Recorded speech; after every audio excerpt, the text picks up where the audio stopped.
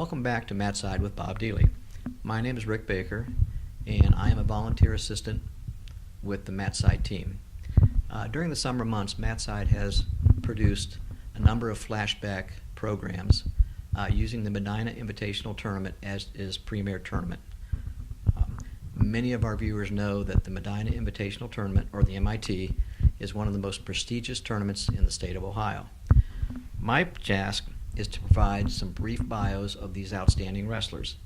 I will let you know where they went to college, and if I have the information, I will let you know what they are doing now.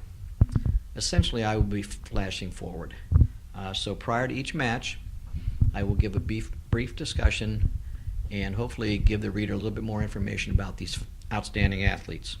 So, with that in mind, grab a beverage, sit back, and enjoy the show. Let's go, Matt Side. Once again, we're at Medina Senior High School for the Medina Invitational Tournament, the greatest show in wrestling, and we're honored to have with us the assistant tournament director, but the real brains behind the whole outfit, and that's Lynn Hotelling. Lynn, how you doing this year?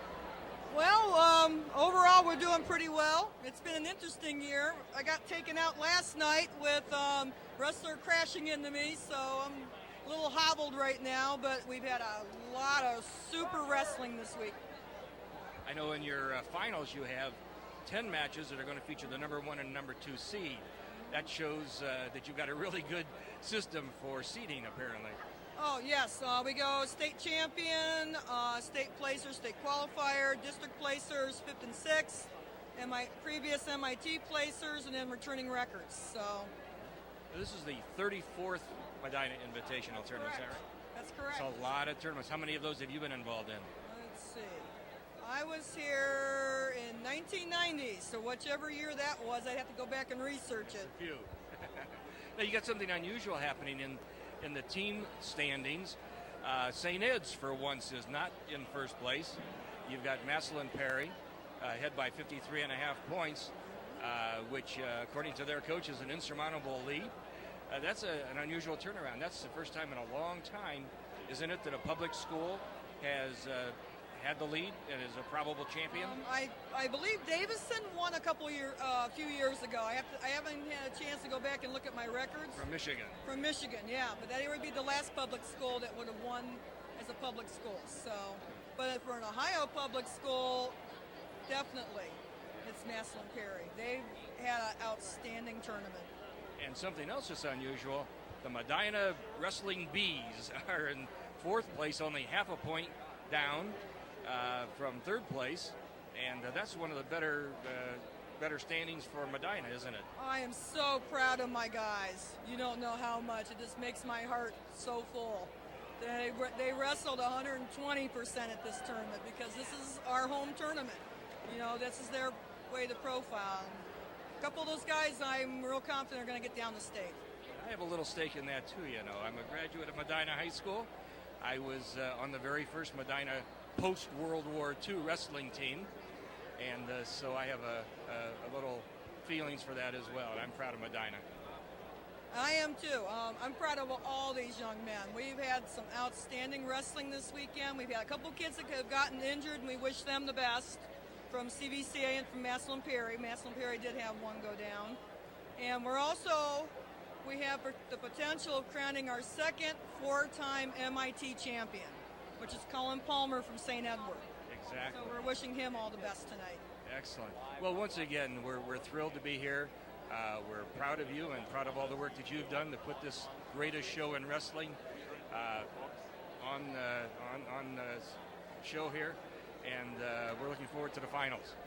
Thank you very much, and thank you to the Columbus fans that many of them are up here tonight. We appreciate all those Columbus teams down there and the teams all over Ohio. Thank you. Okay, we have Chad Hotchkiss with us. He's going to be our volunteer camera person. Chad, welcome to the Matt Side with Bob Dealey show. Thanks. Now, do you go to school here at Medina, or? Yeah, I'm a freshman. A freshman, excellent. Have you been involved in wrestling before? Yeah, I did 2 years in middle school and I think a year in youth. Excellent. How about any experience in television, broadcasting? This would be my first. Excellent. Well, we're thrilled to have you with us. Yeah. Thanks so much for your help. Without you, we wouldn't have a show. Thank you. You bet. Good luck today.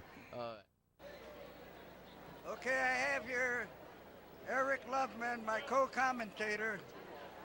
And Eric and I have worked many matches together, so we're ready for this one. Eric, give us, you've seen some of the matches, give us a summation of what you're seeing. Yeah, Bob, this is going to be a pretty exciting tournament, I think. Out of the 14 weight classes, 10 are going to feature the number 1 seed against the number 2 seed. In addition to that, we have 3 local Central Ohio wrestlers in the finals. At 112, a wrestler from Watkins Memorial, a 119 wrestler from Licking Heights, and a 152, I believe it is, from Westerville North. We'll talk more about those specifics when we get to those matches, but should be a lot of local interest. A number of Central Ohio wrestlers have also placed already or will be placing in the matches wrestled this evening. Right. Now, what we may be witnessing is the changing of a dynasty wherein St. Ed's is up against Massillon Perry. So it'll be very interesting. Talk to Frank James. And they're behind 6-4 in the finals there. So we may be seeing They're down by 53 and a half points. Right. Wow. That's almost an insurmountable obstacle It is insurmountable. According to the coach from Massillon Perry, they've already locked it up. It'll be almost impossible for St. Ed's to overcome that margin. Okay, well, anyway, we want you to interview Linda, and from there we'll go on, and we expect you to do your usual good work. Thank you, Bob. Always a pleasure to work with you. Welcome to Matt's Side with Bob Dealey. This evening I will be giving a flashback on the 2008 Medina Invitational Tournament. We'll start at 103. We do have 4 local wrestlers that will be involved in this tournament, so when I get to those I'll make sure I highlight their names. At 103 pounds, we have Nick Goebel from Elmwood versus Joe Lyon from Massillon Perry. Nick wrestled at the University of Findlay. He was an All-American. At Findlay, he earned his Bachelor of Science in Strength and Conditioning, and he was also a state champ in 09. Unfortunately, we don't have much information about Joe. I do know that he was one of the more outstanding wrestlers from Massillon Perry, earning many honors. Very easy to distinguish. They're tied up. Both men tighter there. He's using that head very effectively. Now, Goebel. Wow. They had a nice Sophomore. flurry there right at the end of the mat there. All right, A little again, aggression Lyon. on the part of the sophomore. Okay. Massillon Perry. He leads with that head pretty effectively. And the way you counter that, you rotate off the feet there. Nick Goebel of Elmwood has a nice blow by here, but he hasn't been able to set it up because we're seeing Lyon getting away with murder with that head block. Mm-hmm. He's using it both offensively and defensively. Not as much action as you normally expect at 103 pounds. Well, when you block with that head, you demean action. Mm-hmm. 1 minute left. So we're seeing Lyon sort of plotting. Mm-hmm. No score. See, what we're seeing is Goebel from Elmwood wrestling on he's got a 2-on-1, a headlock.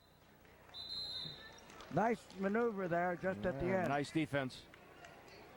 You got to get your man in the middle to consummate your hold. Mm-hmm. Okay. 35 seconds left in the first period. Still no action, score. No score.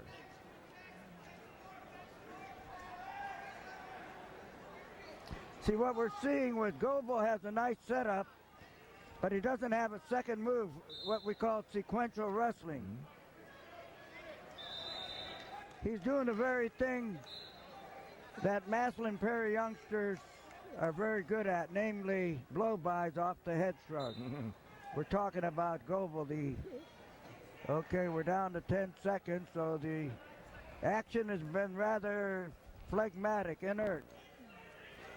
Elmwood, by the way, is a Division III school. Maslin Perry, of course, is Division I. Yes, well, that's a nice as concept. time runs out in the first period. And you say Goebel's only a sophomore? That's correct. And Elmwood is in Bloomdale, Northwest Ohio. No, I mean Goebel's a sophomore. Right, that's right. Okay. He's a big 3-pounder. He'll be a 119-pounder or more next year. Got a good ride, a tight waist ride, underhook. Oh, that's beautiful. Beautiful. He set that up very nicely. Got a good body wrap. Went to the side, elevated his man. An interesting factoid is that Goebel has won almost all of his matches by 1 or 2 points leading into the finals here. Okay. Number 1 seed. Actually, his semifinal match, his last match, went into double overtime where he won by 1 point. So he's had a lot of close matches, but he is the number 1 seed, and he's got a deep in waist control. ride. Got a deep waist ride. Try to insert the legs. They call them the boots up here in this part of town, don't they? The boots. The Boons? Boots. B-O-O-T-S. Look at this. He got a tilt surge going. Not quite 2 seconds. Still no score. A minute 5 left in the second period. No, they gave him 2 points. 2. Very clever, inserting the legs.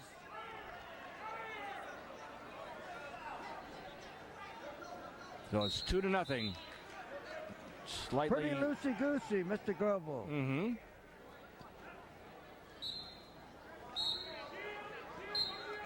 Got a deep waist ride. Wow, it is really deep.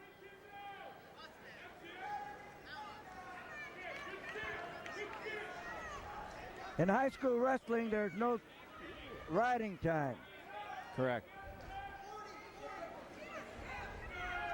He's got a nice setup there. What he does. Pretty impressive for a sophomore against a senior. And not only that, a Division III school. Mm-hmm. He keeps his abdomen right up against the man's butt. There's no space there. Yep, that's the way to control. And that deep waist ride plus a Turk ride off the legs.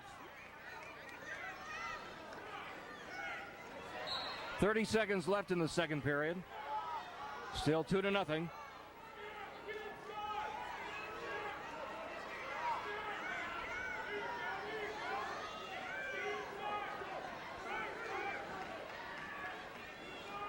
He's got that ride down to perfection. Absolutely. 10 seconds left. And he's got a nice tilt surge off of that. Going to score more back points here for sure. Possibly even a pin. No. Look at that. He recovered. Should have been good for 3. Let's see. No, they give him 2. Makes it 4-0. No reversal in the second period. He's hardly breathing, too. Very good oxygen ratio there. Mm-hmm. When you start tightening up, we call that oxygen depletion. Mm-hmm. Okay, let's see if he can explode out. Then make an explosion. His main job is to keep off his back. Yep.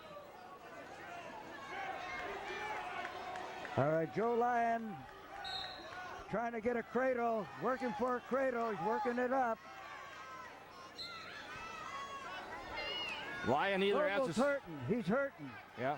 Lyon is going to need a lot of back points or have to let him up and take him down a few times.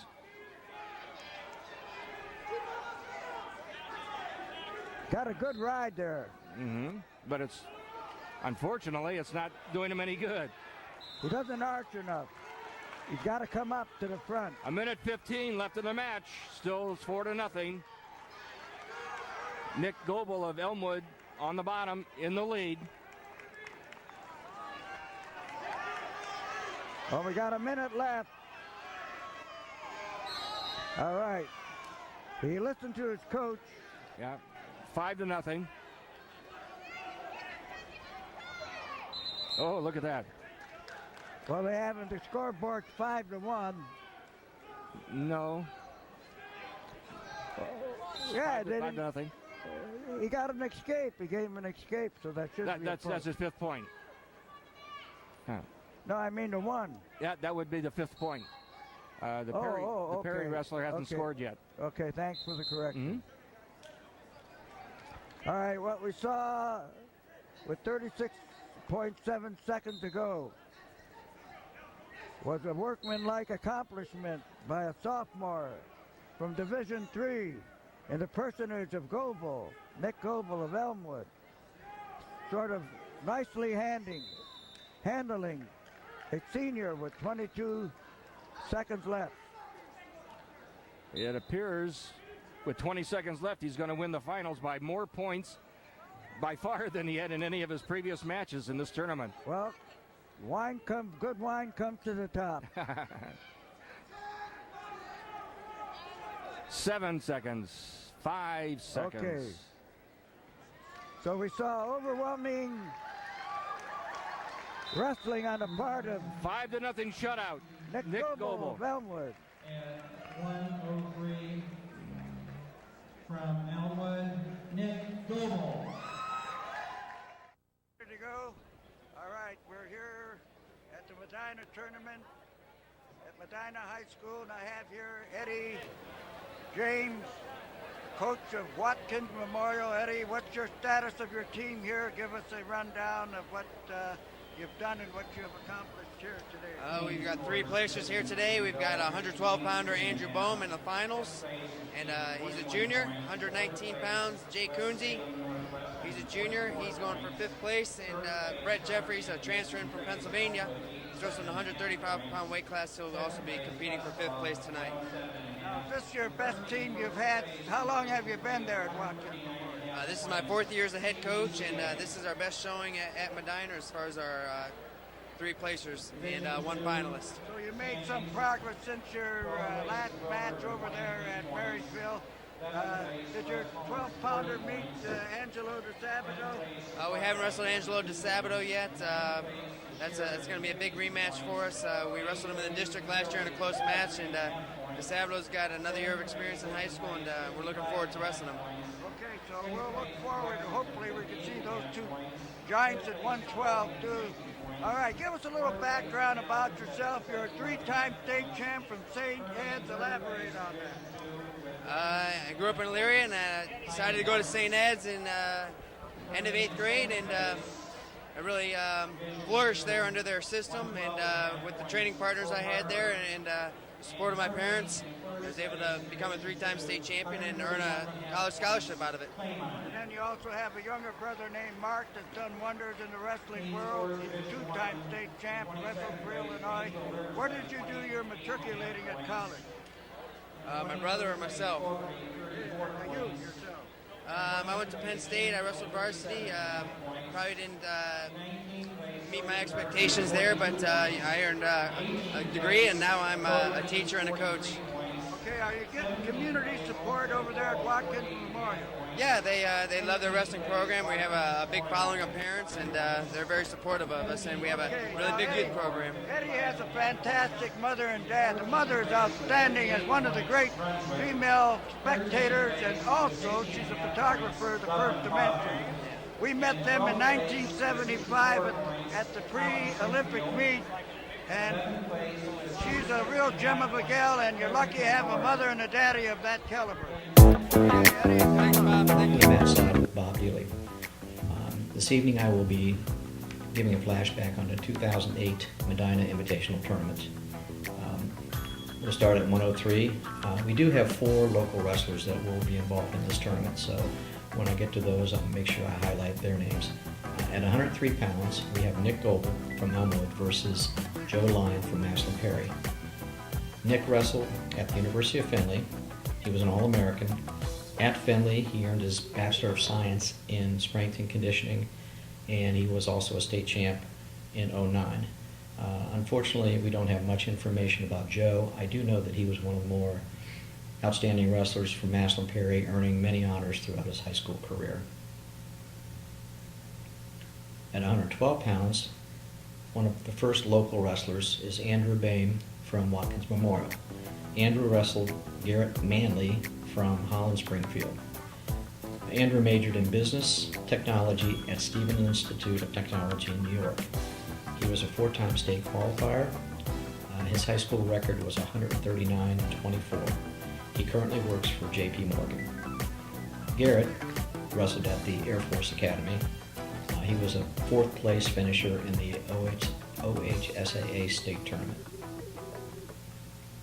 All right, Bob, our next match is at 112 pounds. Got a local boy from Central Ohio. That is correct. Andrew Boehm from Watkins Memorial. The number 2 seed facing the number 1 seed, Garrett Manley from Holland Springfield. Okay. All right, what I'll do is call it Boehm instead of Beam. I'll call it Boehm instead of Beam. All right, take your pick. Okay. Manley from Holland Springfield took 4th in the state last year at 103. Boehm, or what do you prefer? Boehm. Boehm was 6th in the state at 103 last year. They're both juniors, 2 juniors. Watkins Memorial Division I. We'll check that in a moment here. No, 2. I'm sorry. Yes, they're both Division I. Okay.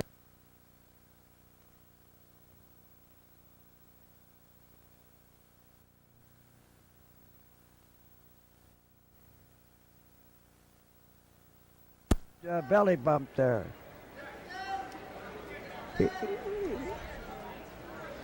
He's wrestling too tight right now. He's up against a real... So Boehm has his work cut out because this other guy, Manley Hole, is very wiry. So I thought initially he's using too much strength that he's got to save for a 6-minute match. All right, he's trying to cradle combination. Yeah, he's up against a pretty good hand control man. 2-1 with 1:15 left in the first period. Okay. Holds in the red and white and blue. Watkins Memorial has a gold trim and black with a big W, so they're very easy to distinguish. Watkins Memorial, of course, is coached by Eddie Jane, a 3-time state high school champion, wrestled for Penn State, and been in the Central Ohio area for several years. Now this is his first year as head coach there at Watkins Memorial. No, he's been there 4 years. But his first year as head coach. No, he was there last year. Well, we won't go into that. Okay. Maybe I misunderstood. No, his brother went to Illinois. That's his other brother. That's his brother, Mark. We saw the Boehm youngster try a lateral drop, but he didn't give it a full shot. Maybe sort of sizing his man up there. Holland Springfield is in northwest Ohio, of course.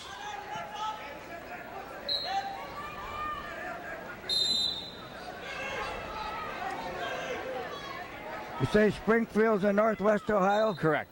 Yes. Springfield, Ohio. Oh, okay. All right, that ends the first period. Well, they call it Northwest Ohio. I know what you mean. I'm not sure. See, that's Holland, Ohio. It's the central part of the state. Yeah, it's not Springfield, Ohio. It's Holland, Ohio. It's Springfield High School in Holland, Ohio. Okay.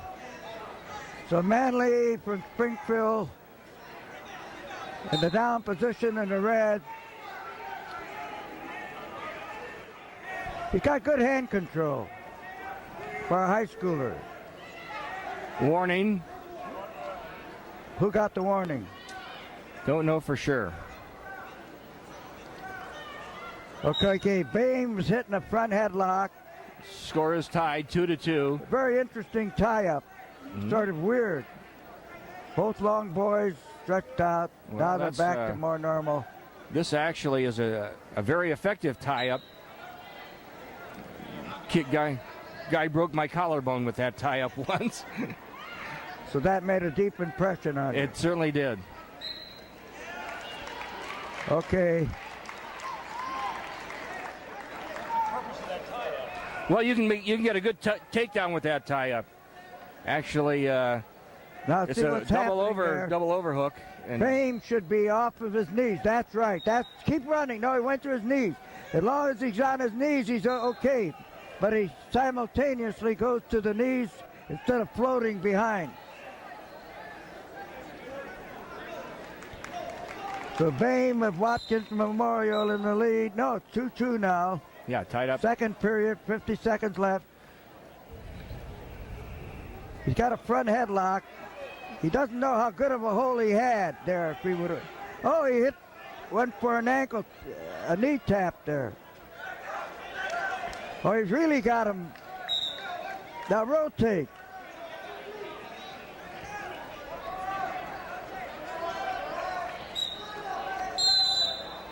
All right, the ref calls that a stalemate. Neither man can improve their position. 25 seconds left in the second period. Still tied 2-2. Okay, Boehm's got to take his front headlock and improve on his movement. Go to his hips instead of his knees.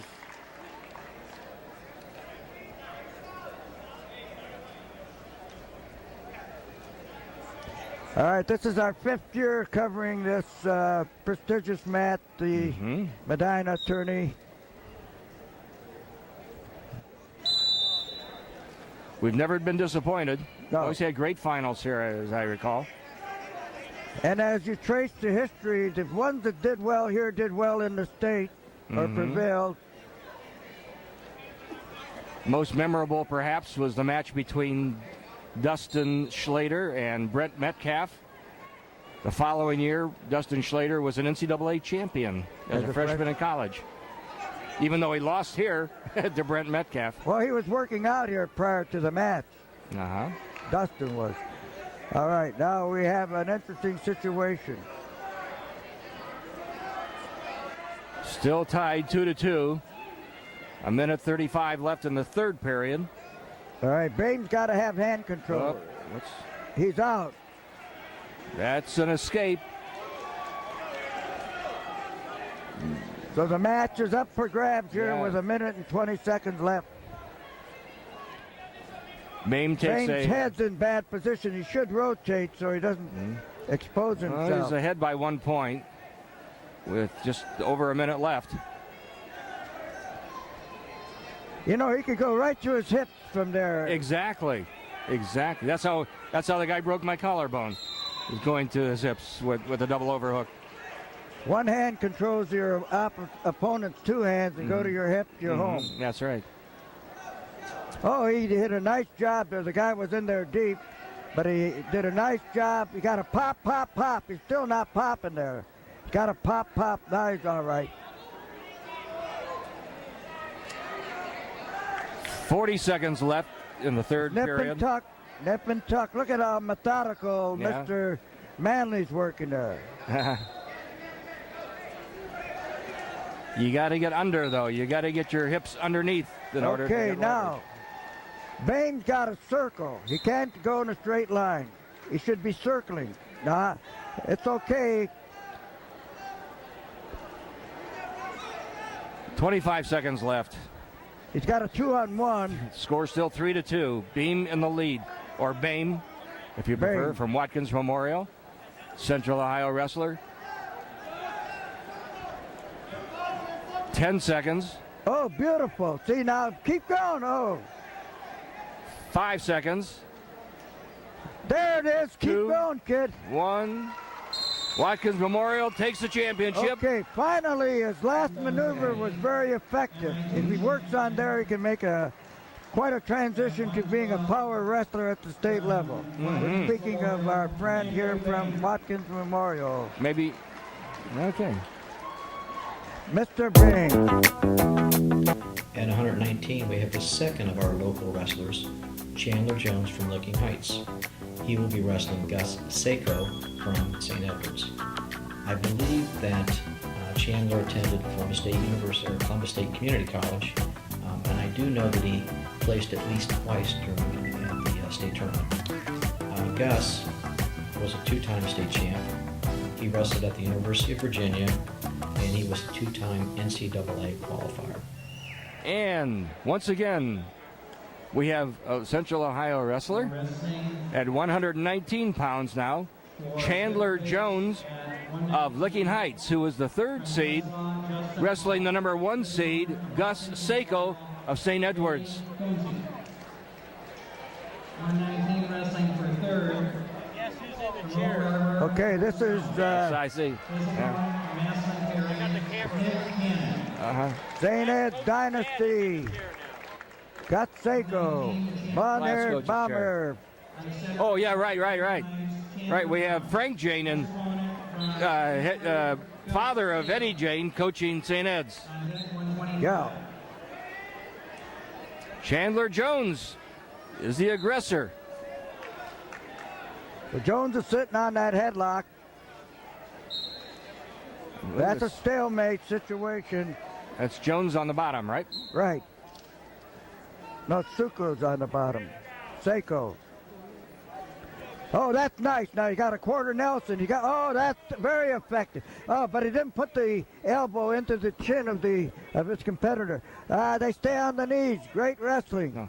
Chandler Jones is the one in the white singlet, Bob. No. Yes? You sure? Yes. It says Heights on the back of his singlet. Okay. I'll stand corrected then. Still no score. Sako's on top right now, right?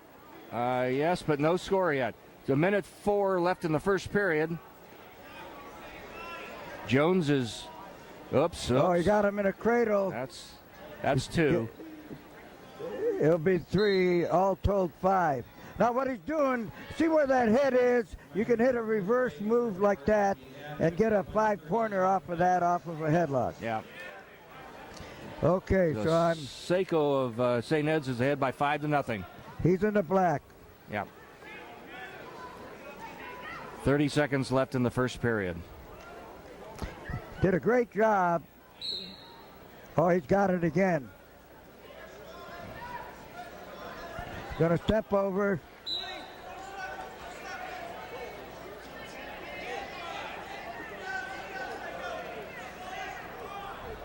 Actually, both Frank Jane and Eddie Jane are both coaching right now. Eddie's coaching a 5th place match. His wrestler Jay Kunzi, Kunzi, a junior, is wrestling for 5th right now on another mat. Well, Sako did a magnificent job getting that cradle and converting it to a takedown and a 3-point maneuver. You get 3 points when you hold your man's shoulders exposed for 5 seconds or more. He's very aggressive coming up. Jones is behind by a score of 5-0.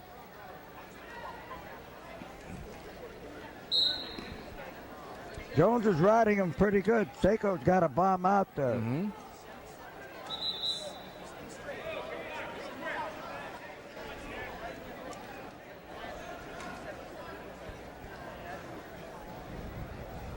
Chandler Jones is the cousin of Kenny Ramsey, 4-time state champion, and currently a head coach at Emory College in Arizona.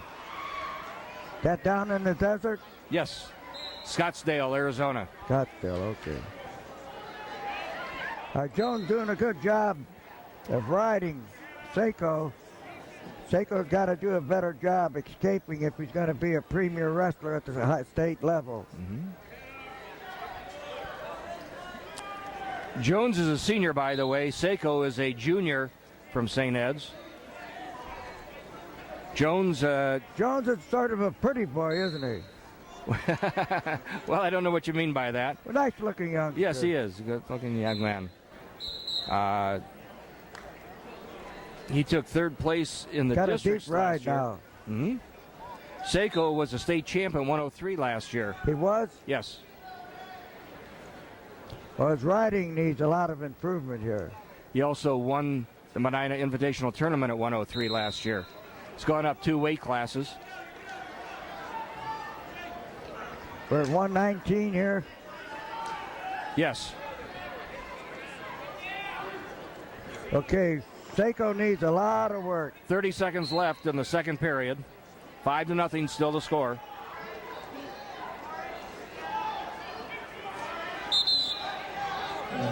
No, he didn't deserve that.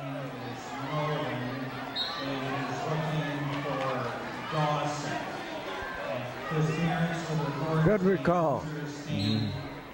He never broke loose to where Sure. he was free. One official wanted to call running off a mat, but The two-man referee fleeing the mat. system is very good if they're correlated and don't back each other up on stupid moves. Sometimes they cover their rear end on moves that they shouldn't have awarded points or detracted. So the score remains 5-0 at the end of the second period. Gus Sako of St. Ed's in the lead over Chandler Jones of Licking Heights High School. Well, Sako needs a lot of improvement on his down position.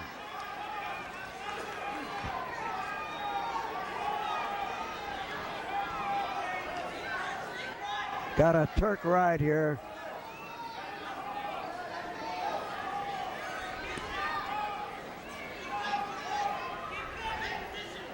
Yeah, Sako's doing a good job as far as controlling the match, except that's a weird. Jones could he should make something score out of this. that. Yeah. Sako's defending it pretty good, but Well, he's putting the legs in. They call it the boots, so we'll go along since we're in the northeastern part of it. You got a reverse there.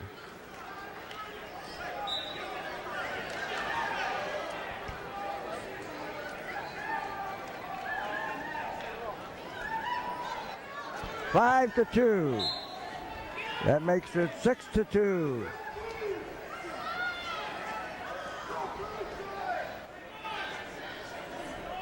Oh, beautiful head Nice. stroke. Beautiful. well, you got to keep him on a mat. Now, that was the best flurry we've seen in to date. Yes. That's what we call sequential wrestling, wherein they move from one maneuver to another. Got his clock cleaned.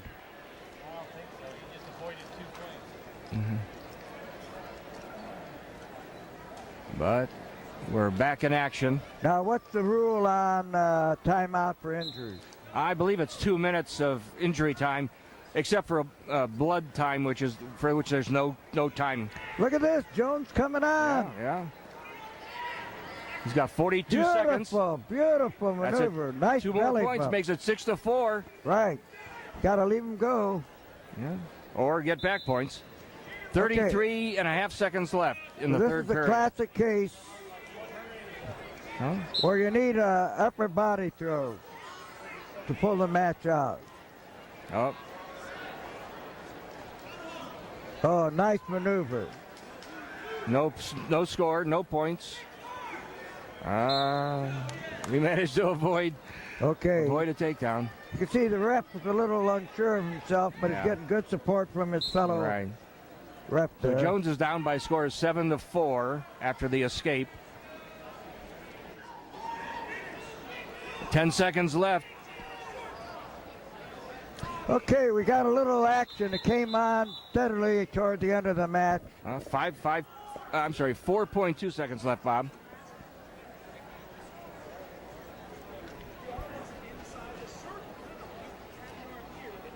Jones, if he gets his act together and becomes more solidified, can be an important factor at the state. Now, I'm assuming they're double A or are they single A? Watkins Memorial is a. Glad you asked. No, it's not what. They are.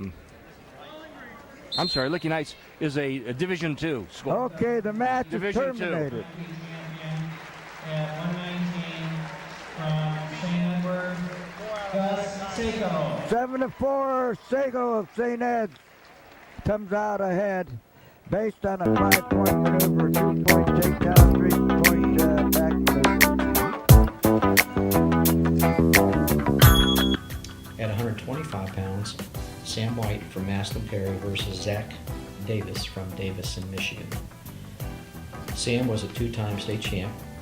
He originally was recruited by Illinois, but he ended up transferring to Notre Dame College in Ohio. Unfortunately, we don't have much information on Zach. Now this next match, Bob. This should be a good one. We have Zach Davison. Zach Davis of Davison. Davison in Michigan. Two seniors wrestling Sam White of Maslin Perry. You know anything about White? Pardon? Well, you know anything about White from Maslin Perry? Yeah, he was second. He was runner-up at 112 last year in the state tournament, and he's up against a pretty good pop man now. Right. The Davidson youngster, Mr. Davis, Zach Davis, does a lot of head snapping. That's good. Let's see if he can convert. Beautiful. See how he changed off? Did a great job changing off. Nice counter. So they're in a neutral position. But I like the way Mr. Davis set that up. Zach Davis of Davison, yeah, Michigan. Very clever. See, he does a lot of snap, snap, snap.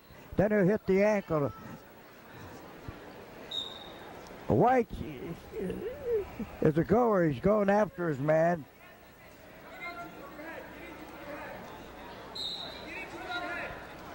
Beautiful. Zach Davis, pretty big 125-pounder. Yes, he is. Looks like he's having a battle with the scale. Davison, of course, is one of the premier wrestling high schools in the nation. The home of Brent Metcalf, right, last year's NCAA outstanding wrestler.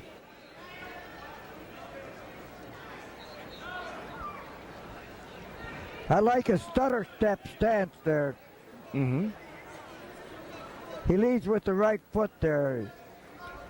But he should be moving it more. Right. He got a good stutter step. It's a very interesting match. It is. These are two excellent wrestlers, for sure. You're saved by the ref. That could have been a two-pointer there. Exactly. Now what 25 seconds left in the first period, no score. Sam White is trying to take over the course of the match. He's trying to be more aggressive. Mm-hmm. Initially, Zach Davis was in control of the match in the brown D uniform. Yes. So we have a stalemated first period. Very interesting, though. Time runs out. No score in the first period. It's hard to believe Zach Davis made 125. Yeah. We have another Central Ohio wrestler who placed in the tournament at this weight at 125. That would be Trevante Pitts of Hilliard Darby, a senior, took 7th place earlier this afternoon. Okay, what we're seeing, Zach Davis having a crab ride, coming up pretty high. Look at that, he got that crab ride pretty good there. Mm-hmm. Nice maneuver. So it's 1-0. Maslin Perry's Sam White in the lead. Now, White's starting to be more effective. These are both seniors, Bob.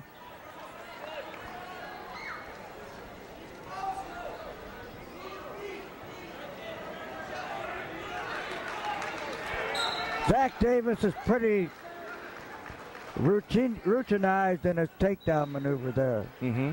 It's a snap and a leg penetration.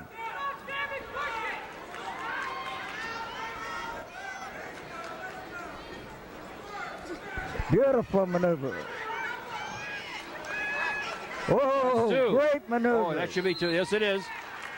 3-0. What he did, he had a single converted to a double, took him out of bounds. He made the changeover in a very effective maneuver. Mm-hmm. So Sam White takes a 3-0 lead. 50 seconds left in the second period. Oh, baby. Nice maneuver. White's taken over the match. Yeah, he could have underhooked both arms and snapped them back there. Mm-hmm. His confidence is growing. We're talking about White. Now he has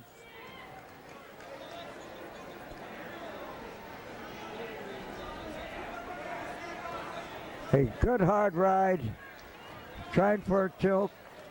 Beautiful high turn.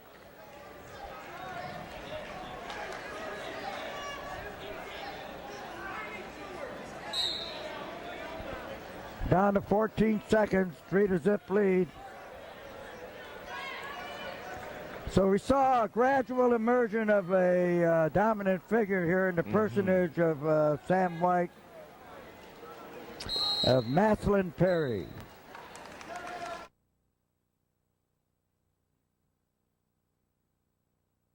Absolutely. 3-0 lead with 1 period to go. Okay.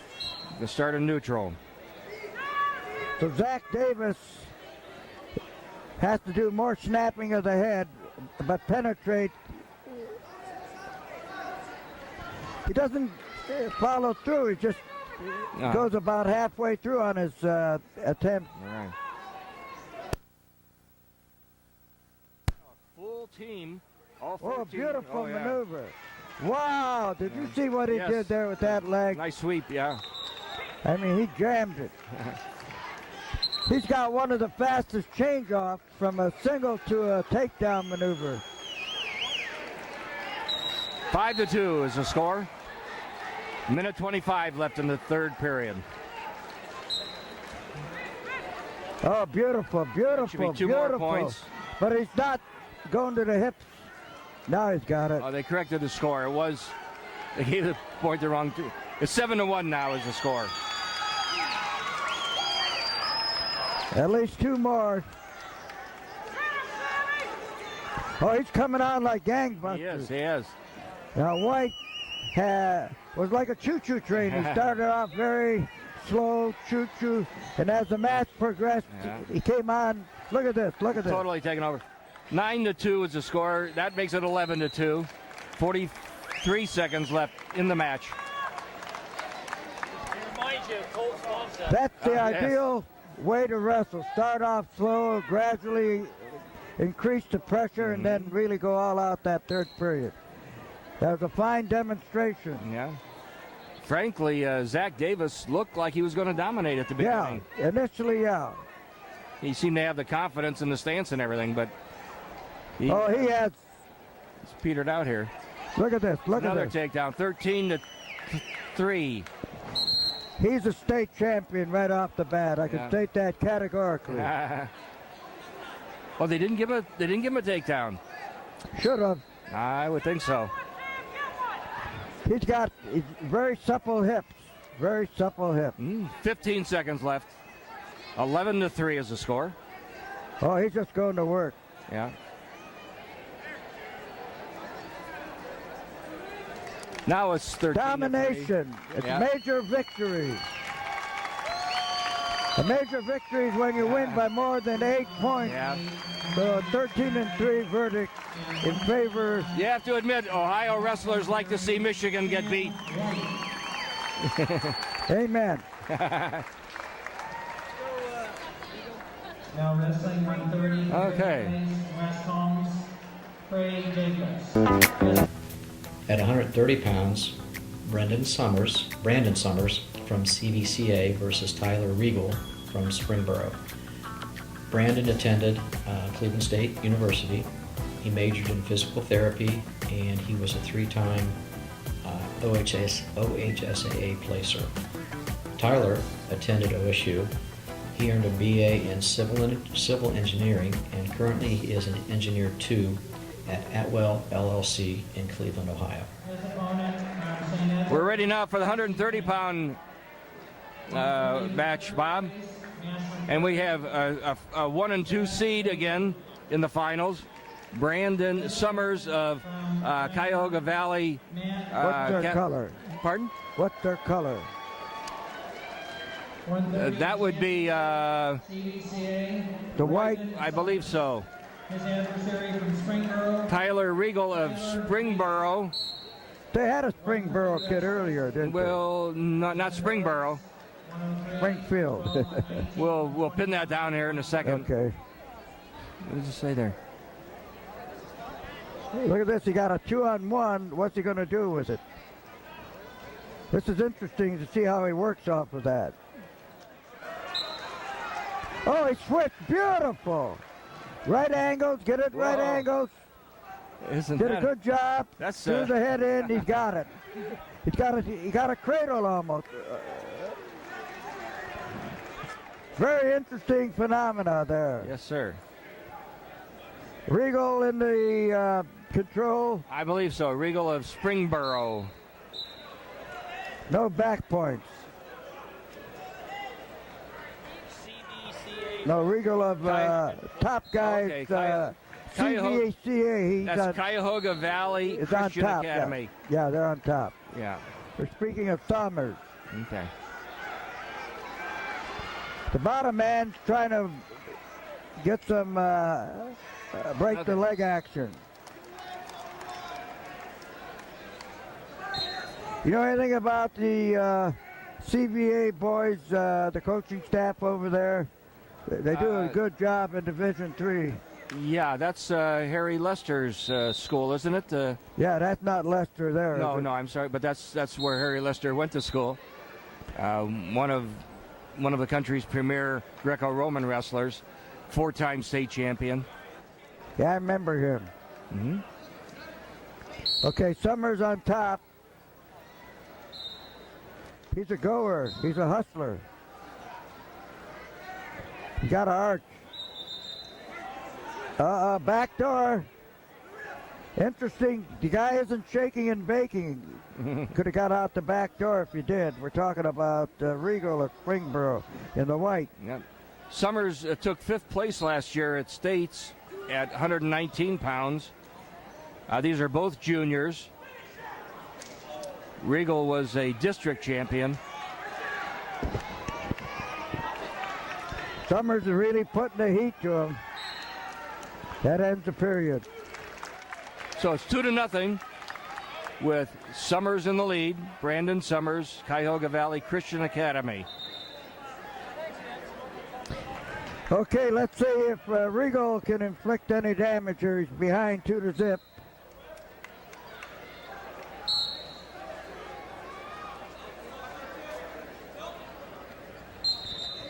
Oh, he's trying for a tilt series here.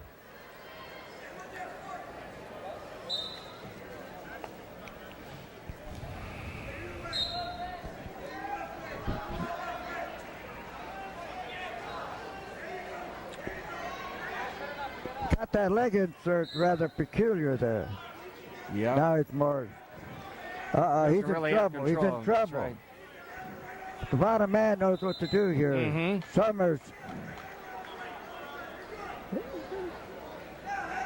Should be a reversal. That should be it. No, yes, no, yes, no. Oh, beautiful exchange. Could have a half here. Got him on the back. He should be counting. Yeah. Okay, we're seeing marked dominance by Summers there, putting his man in a predicament. Reversal with a 3-point back call.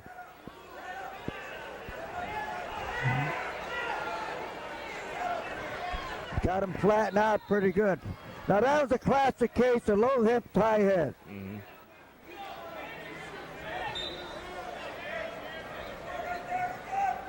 Trying to put his man away. He's riding real tight.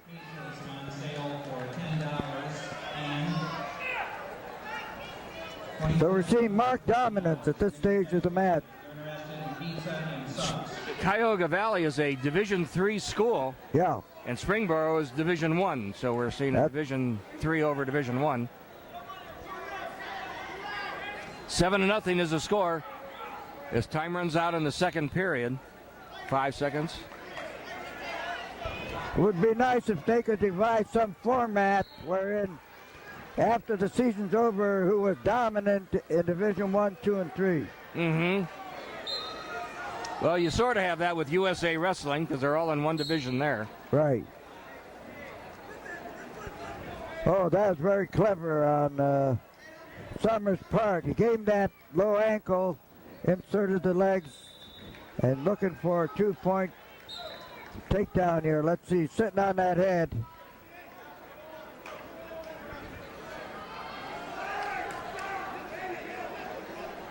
That's a stalemate situation, but let him wrestle. Let him wrestle. Yeah, see, that's the value. A good referee lets the kids fight it out. Don't break the match's tempo by calling it a stalemate. And that was a classic case there. It's a tough call sometimes. Got a cradle again, or near cradle. 9-0. A minute left in the third period. He got it locked up.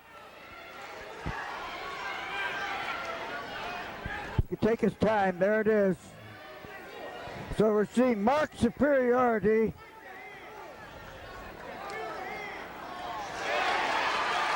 Three more points. 12-0. Okay, needs 3 more to get a technical fall. We should mention here that another Central Ohio wrestler placed, that would be Brandon Grogan of Pickerington. Oh, look at this. Okay. This could be a tech ball right here. Yeah, this could be a technical. Only We got 20 seconds left. No, they're going to get... Oh, we got a reversal. Yeah. Makes it 12-3. So he still got a major win.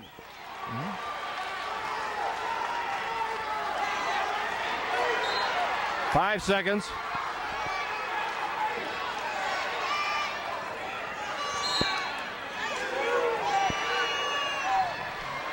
Okay, we saw standing wrestling by Summers at CVCA. 130 from CVCA, Brandon Summers.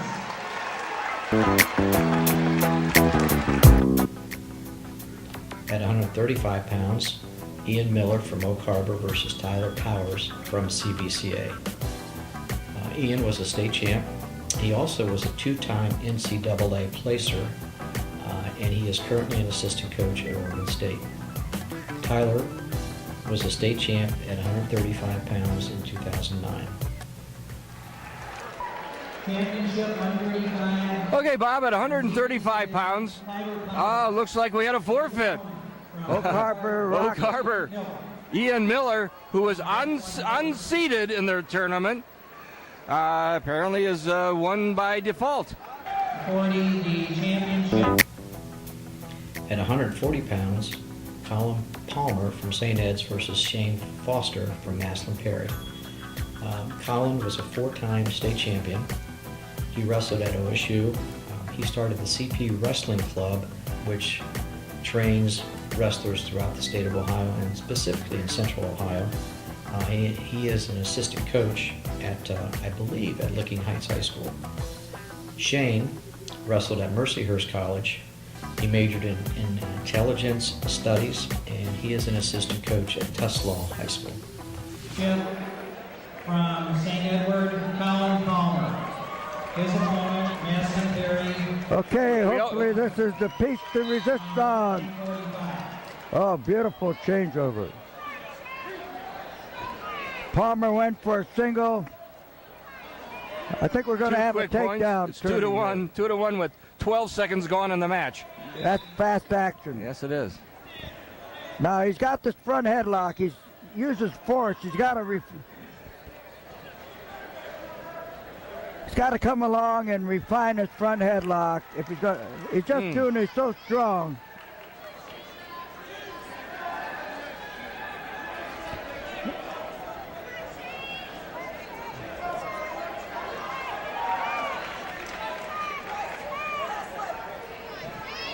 I don't know. That looks like 2 to me, Bob. What do you think? Well, I like the referee being collectively calm. Okay. Now he's got it. I would think so. Okay, Yeah. finally awarded it. He waited until Palmer checked him. 4-2 with the escape. 52 seconds left in the first period. Shane Foster isn't afraid of him, but he's being out-muscled. Yeah, I'd say Palmer's just using physical force. He can't do that at the college level. If he can, he'd be Superman. I think belatedly at this stage of the game, he's ahead of his brother. Who is Lance Palmer, Ohio State senior this year, I believe. Right.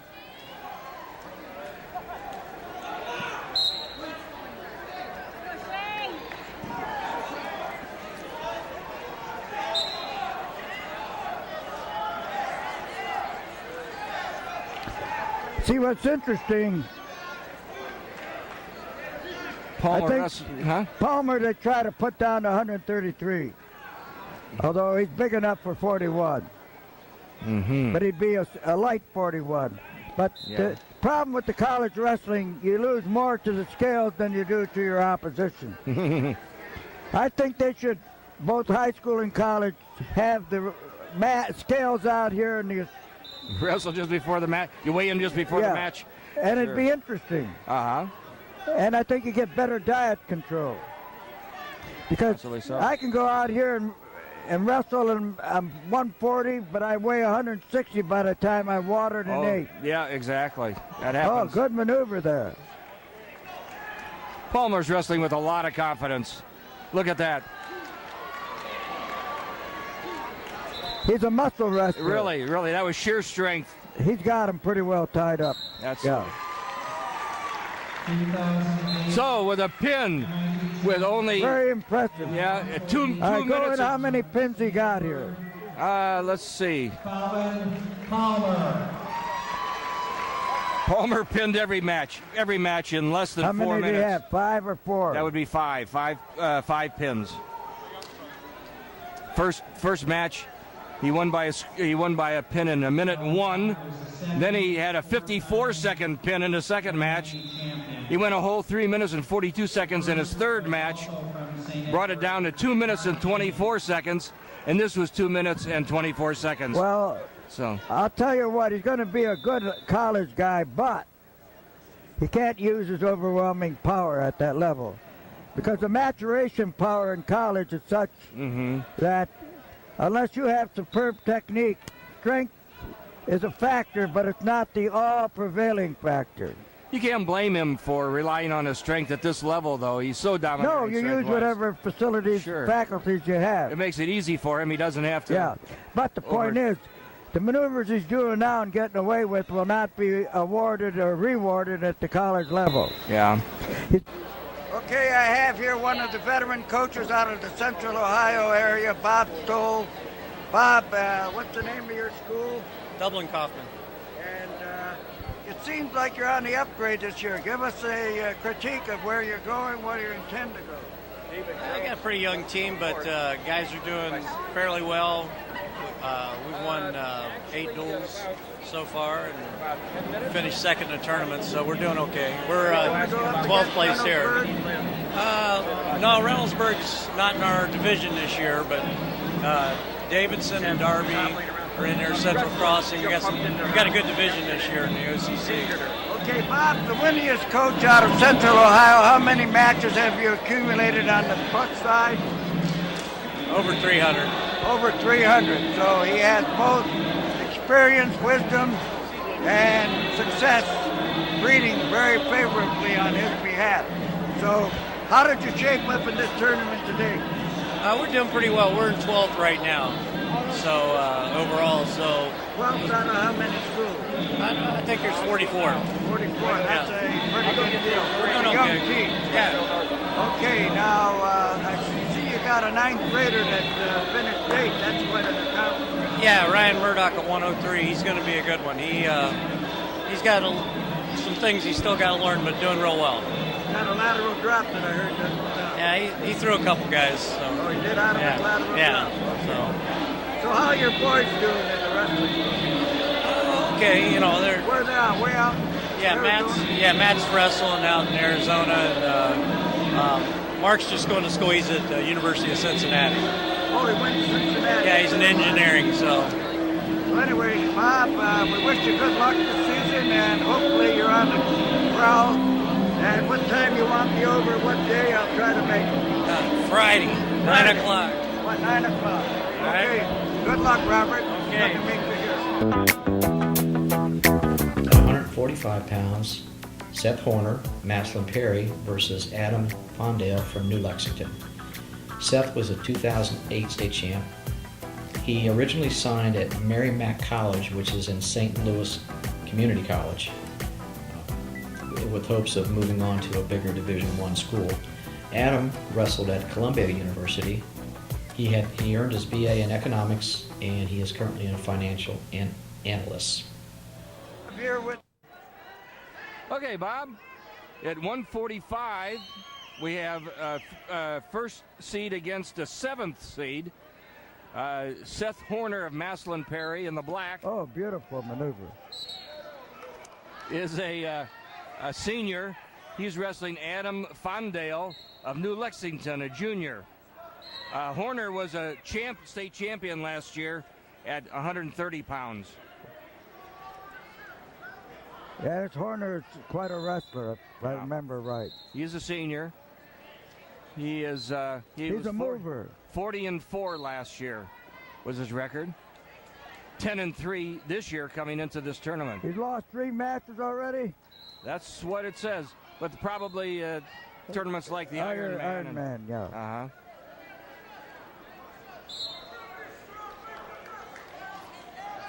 His opponent, Adam Fondale, last year, as a sophomore, was 39-8. Not bad. 39-8. Now, where's New Lexington? New Lexington Southeast Ohio, isn't it? North of Columbus. Oh, it is? Oh, I know. Right off of 71. Near Mansfield, yeah. Yeah. Oh, beautiful duck under. New Lexington is a Division II. We've seen Seth Horner hit a duck under, put his man in a predicament, got him on his back, got 2, possibly 3 points more. 3, so it's 5-zip. Horner's setting up for a cradle. Yep, 35 seconds left in the first period. He's working hard. He almost took that leg off there.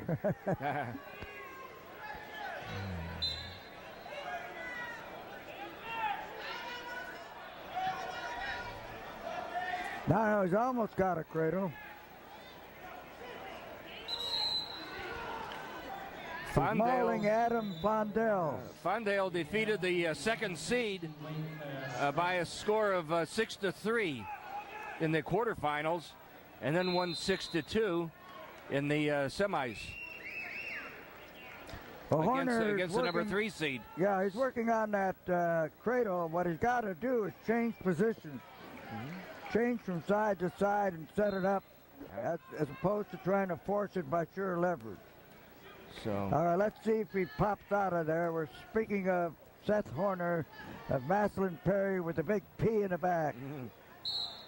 So the point I was making is that Fondale beat the number 2 and the number 3 seed. Wow. Up here, but he's having a tougher time with the number 1 seed. Oh my. Well, he threw him in the bleachers there.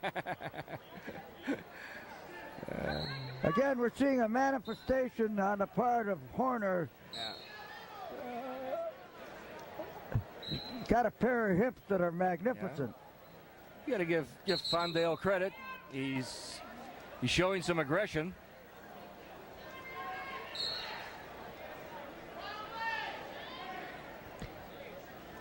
Oh, beautiful. Oh, that was nice. Hit a high crotch off the mat. Yeah. Fantastic. He's got him in a precarious position. Yeah. That was a classic fireman correction by our chief engineer, Cliff Cahill. Look at this, he's really got him stretched. Yeah. I think Horner's fighting for the Outstanding Wrestler Award right now.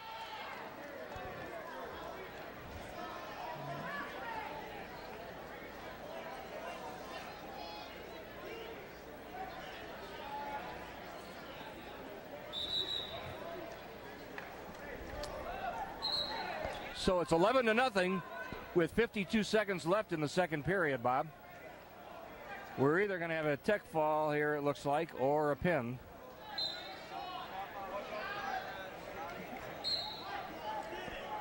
He gave him a point. They gave him an escape.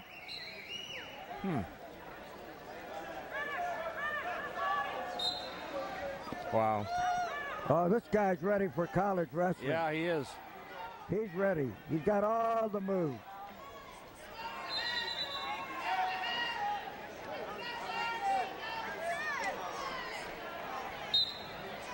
Poor kid. Fordale is suffering the torture and the damage. This is either going to be a tech fall or a pin, as I said before. 15 seconds left in the second period.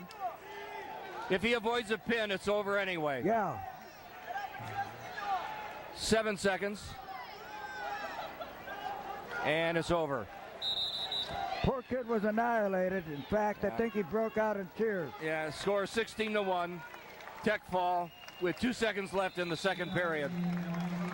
I like the kid. He got annihilated, but he conducted himself like a man.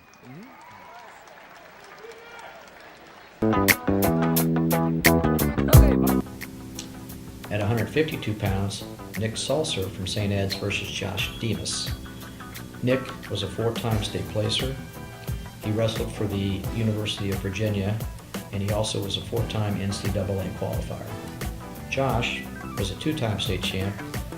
He wrestled at OSU, and he earned his BA in economics. He's an assistant coach at Old Dominion, and I believe I saw somewhere where he was also working as an MMA, or was going to be an MMA fighter. Hey, Bob, this is a match that we've been definitely looking forward to. At 152 pounds, from Westerville North, Josh Demas. And he's a senior. I'm sorry, he's a junior. He's going to be wrestling another junior, Nick Sulzer of St. Edwards. So both of these wrestlers took third in the state last year. Demas at 145, Sulzer at 130. Okay, we're ready for hopefully a classic match of the first dimension. Demas has been bouncing around like that for the last half hour. Sulzer in the black. Sulzer in the black. Demas at a low single shot way out.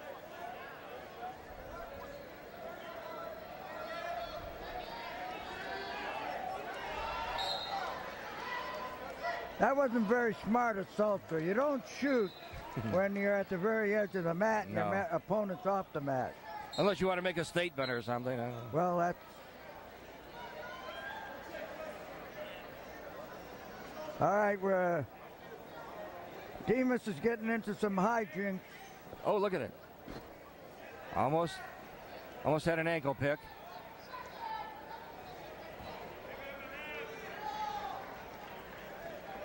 Demas is really fast. You shouldn't be tying up like this. Mm-hmm. You got the speed, you don't tie up. Let a man tie you up.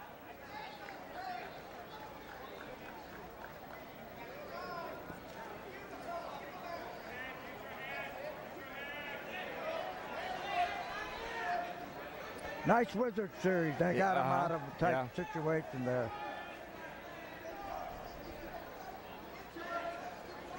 What he's got to do, he's got to snap down. He's got an opponent that goes low, so he's got to hit a head snap. So no score with 50 seconds left in the first period.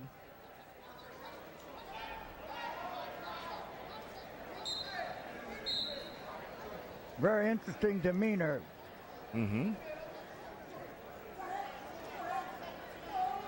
All right, he should score off of this if he knows what he's doing.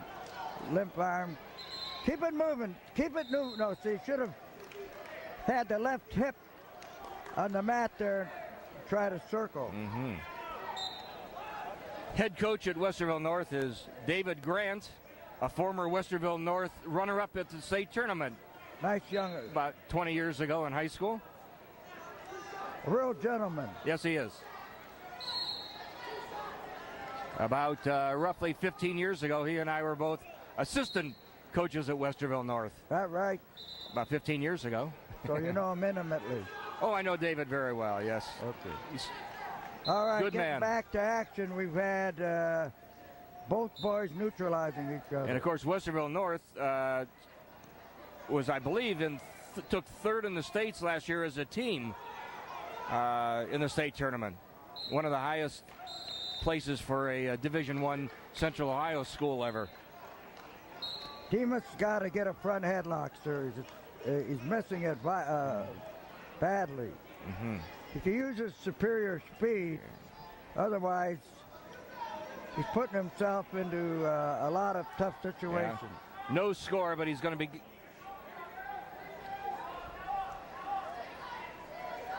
No score after the first period. I didn't quite understand that caution, but looks like he didn't allow him enough time. Gonna cut him off right away. So score is 1-0. St. Ed's in the lead. See, that's right. Don't pursue the man. Circle.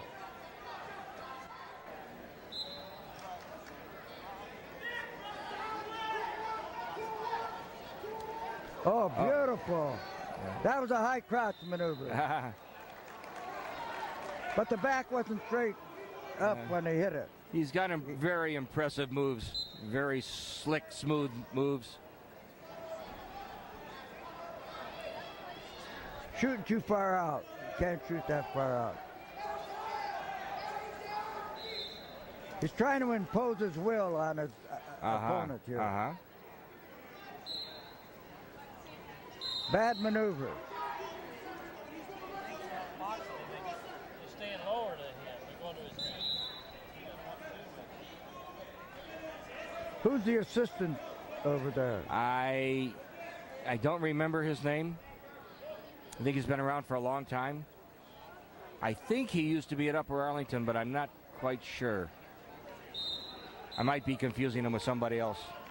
So scratch that statement.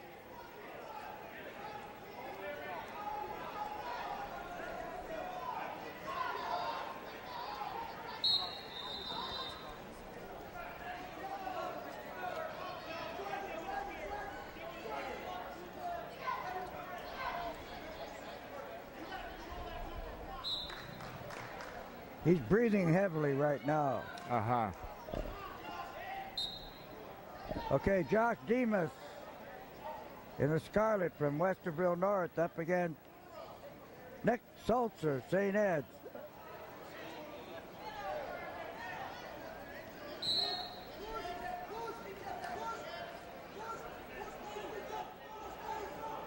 That's a stalemate, yeah.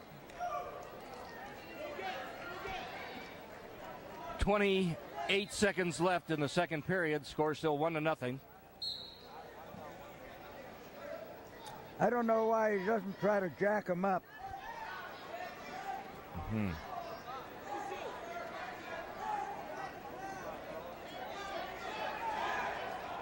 Nice, good reflexes there. He does, yes.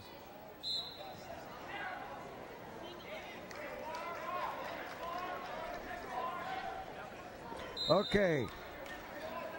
That ends the second period. Score is still 1-0. St. Ed's. His problem is Nick he's been Sulzer in using the a lot lead. of nervous energy. I hope it doesn't show up here. Right. He's got to explode.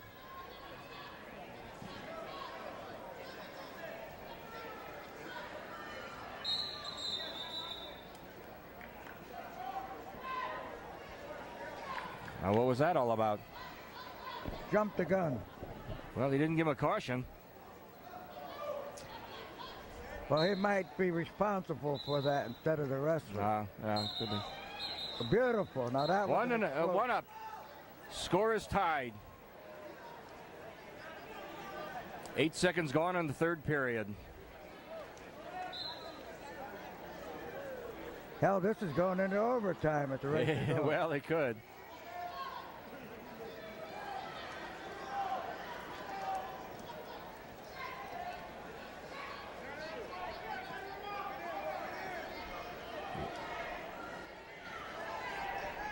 Shooting too far out. Mm-hmm.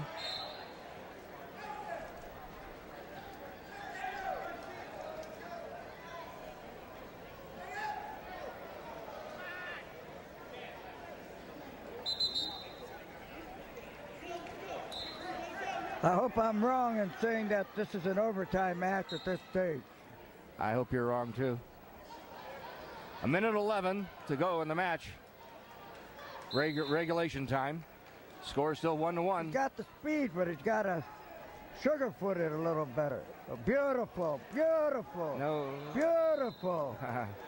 Nice recovery. It was, Mr. yeah, well, by St. Ed's. Sulzer. Mm-hmm.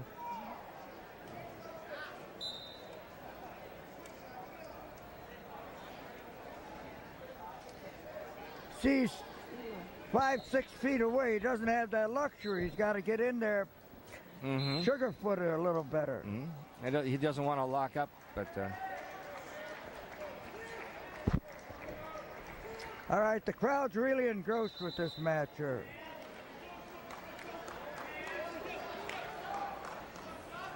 You gotta admit these are two very evenly matched wrestlers. What he got is a good pair of hips. Yeah. Good pair of hips. Yeah. Plus he got a wizard series. Stick the foot in there. Elevate the foot. Put the foot inside the crotch there.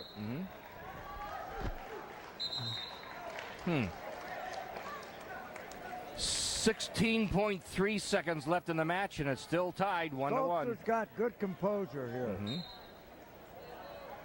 Excellent composure. He's got a sneaky. He's going to hit a low ankle. No, he's playing the safety valve. We're going into overtime. All right, you know all the rules about overtime? No, and I won't hazard a guess. I was wrong, by the way, on injury time. I should correct myself. Okay. We were told that regular injury time is 1:30. Blood time now does have a limit of 5 minutes. And you only get 2 stops. You can only call injury time twice. Third time, you're disqualified. So He's in. that should, oh my. I mean, that'd be too bad.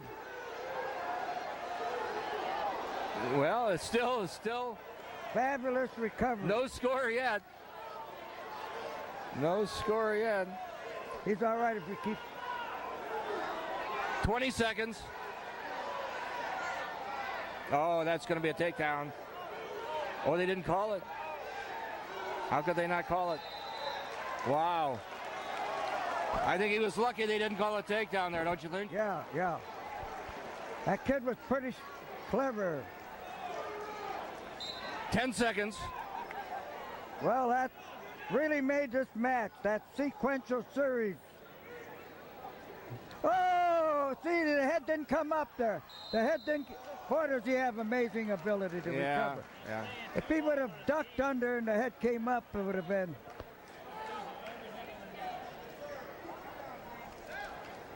Well, it looks like they're probably going to wrestle two 30-second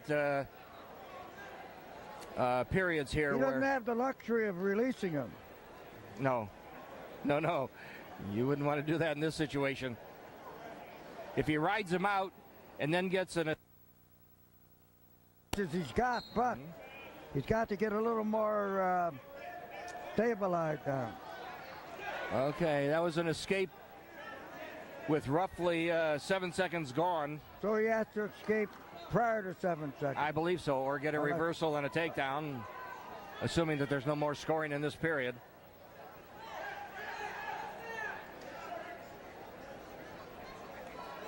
Well, this really got the fans. Oh, look at that. Well, the supporting points were barely in. Twice he's waited to the inbound to do Jeez. so. Well, we'll meet you down at Ohio All right. State Finals. What fantastic talent he's got, but he's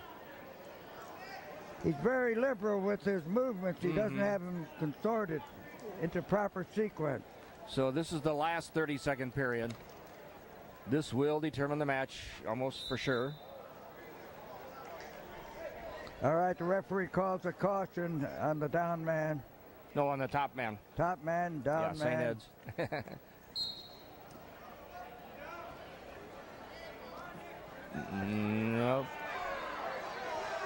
Nope. Nope. No score. He'll need a reversal. 10 seconds. Okay, the highlight of the evening. 6.2 seconds left. Now we gotta do it again.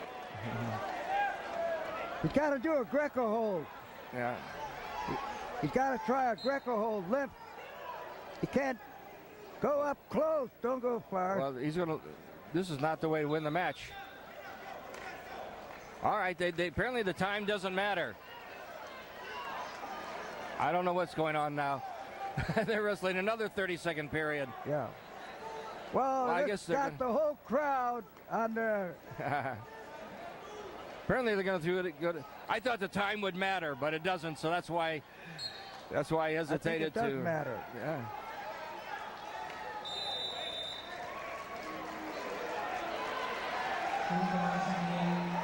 Sudden victory. Oh, that was sudden. I guess so. Yeah.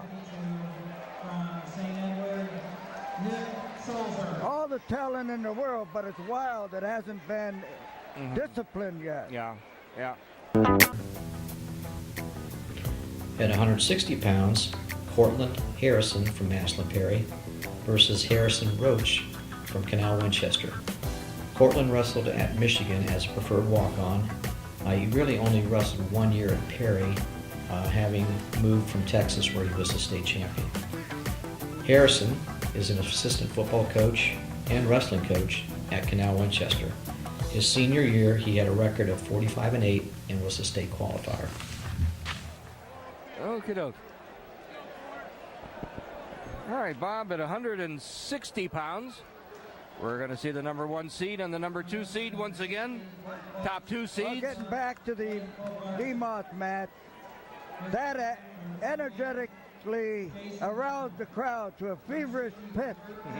And we don't get that enough in wrestling today. So in losing, he won. To the extent he got the crowd involved and made wrestling what it should be. A dynamic, titanic sport of the first dimension. All right. But he needs to be disciplined. Yes, sir. We have 2 seniors here at 160, Bob. Coutland Harrison of Maslin Perry and Harrison Rosch of Canal Winchester. And Canal Winchester is fighting for the takedown. They didn't call it.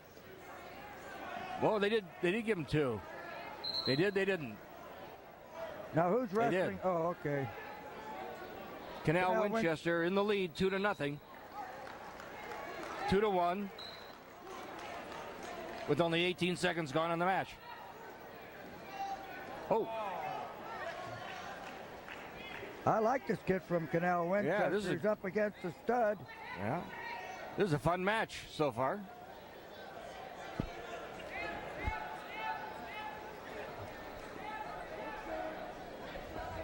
So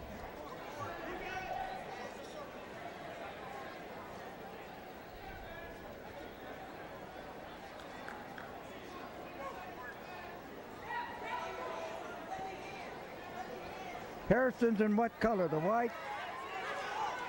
Harrison is in the white, yes, from Canal Winchester. And he's up against? That would be Coutland. I'm sorry, Harrison is Maslin Perry. He's in the black. We got 2 Harrisons here. Oh, we got Coutland Harrison of Maslin Perry wrestling Harrison Rosch Okay. of Canal Winchester. Oh, beautiful maneuver. Wow. That was great wrestling there. So you have to be clear, Bob. Which Harrison were you asking about? Both. It's Harrison against Harrison. Yeah, these are two studs here. Yeah, fun match. Both placed in the States last year. The Maslin Perry wrestler, Coutland Harrison, was a runner-up at 189. Now he's down to 160. Okay. Unbelievable. Yeah. And Harrison Rosch took eighth place at 152 last year. Both seniors. Oh, look at that power wrestling. Belly bumping, superb. Yeah. But the score is only 3-2. As time runs out in the first period, Okay, 10 seconds Mr. Rosch. left. But this guy got a series of belly bumps that are out of this world. He took us right up against the guy's gluteus maximus and is elevating him into the stratosphere. Off of great technique and power personified.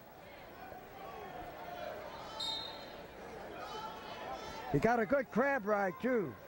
Uh-huh. And that's the end of the first period.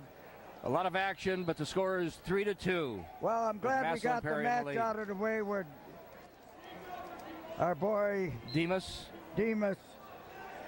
got the crowd into it. We got to get matches of that. They're getting scarcer and scarcer. Mm-hmm. It doesn't help. Good 2-on-1. Don't worry about it. And that ties up the score, 3-3. Got a nice head shrug there. These are two studs here. Uh-huh. They're animals. We have boys, men, and animals.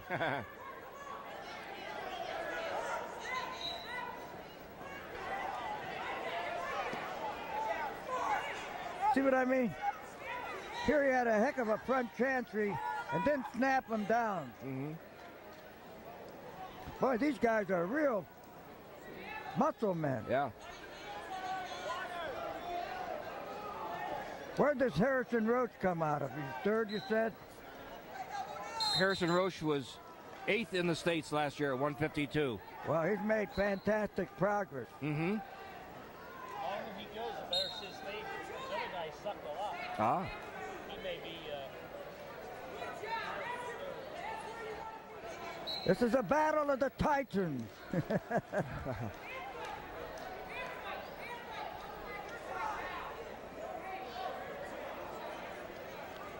Telegraph that. He's got a nice shrug, but the hips don't come in as he blows by. Look at this. He's attacking. We're talking of Harrison Roach. Both guys are showing a lot of good aggression.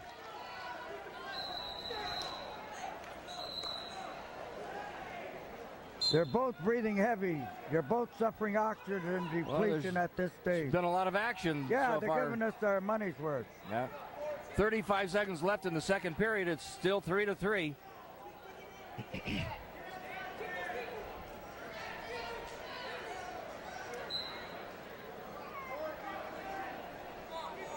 See, you don't get many head snappers. No. Oh, he almost got caught. Oh, he got saved.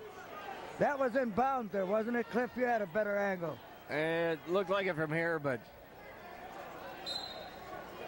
That was a foolish move to make anyway. But Yeah. it's smart to go to the very corner of the mat.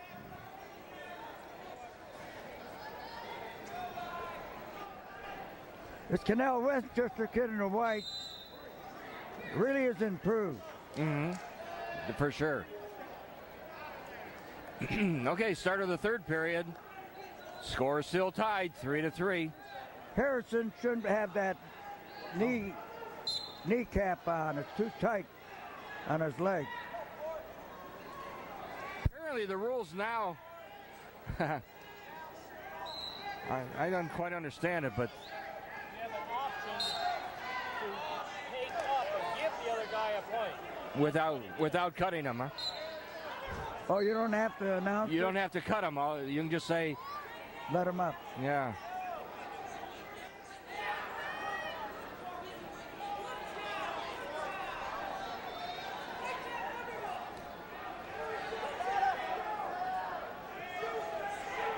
Okay.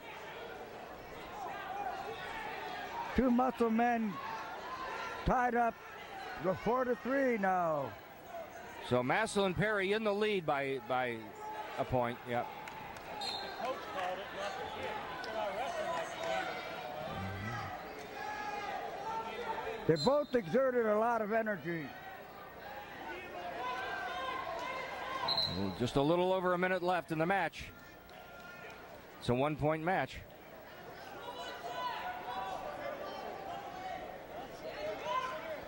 Okay. Cortland Harrison blocking with his head very effectively as we enter the final minute with 56 seconds showing on the clock. Reach for a knee tap there. It was right there. You didn't see it. 45 seconds left.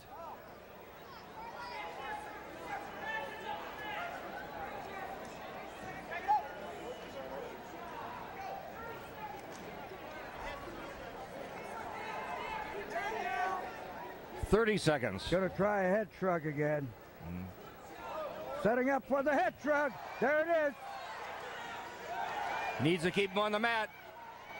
He needs to lift him. No, and he's... 1 point. Give him a point. Yeah. They gave him a takedown. Okay, that was justice prevailed. Didn't actually have control. But I could see where they could justifiably give him... In freestyle wrestling, that would have been 2. It would have been a takedown.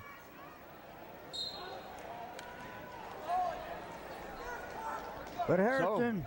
So it's tied up with only 4.2 seconds left. What Harrison Roach got to do on his blow-by, he's got to hit him with the hips. He doesn't use the hips to hit him. The head just... The hands follow automatically if the hips go there. 1 minute overtime. Well, we blew up. Don't mention it.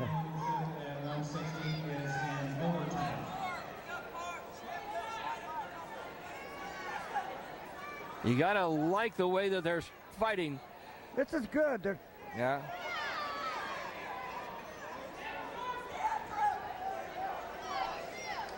Cortland Harrison. Well, we had 2 interesting matches in a row. That's Mana from heaven.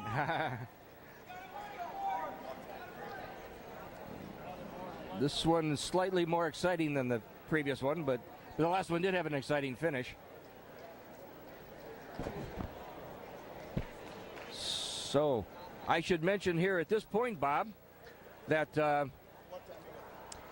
well, getting back to the Demas match while we got...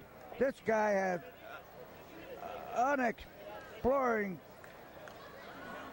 possibilities. But I didn't like the way he wrestled that match. Yeah. Just want to mention that... all right, back to the matter at hand. Good double. Oh, great recovery. Great recovery. Great recovery. Great recovery. Oh, that's it. Okay, we had a dynamic finish. But this kid, Mr. Rose, he's a winner. He's going to make his mark in the state. Oh, yeah. Canal Winchester's the Division 2 or 1. No question. I would certainly agree with that. That was an exciting match. And by the way, Ryan DeSabato of Olentangy, somebody you might know. That's Phil's kid, I think. He took 8th place at 160 earlier this afternoon. Nick Heflin from Massillon Perry versus Zach Garbrandt from Claymont. Nick was a 3-time All-American at OSU. He has a degree in human nutrition. He is currently an assistant coach at Oklahoma.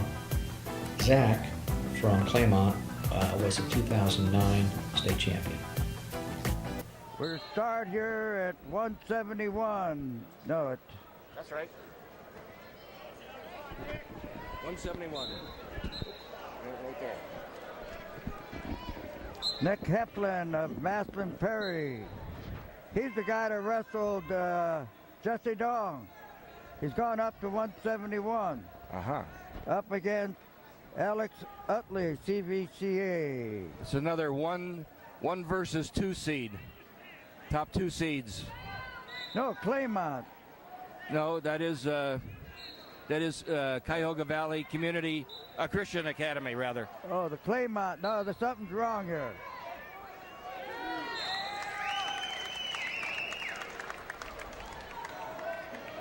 No.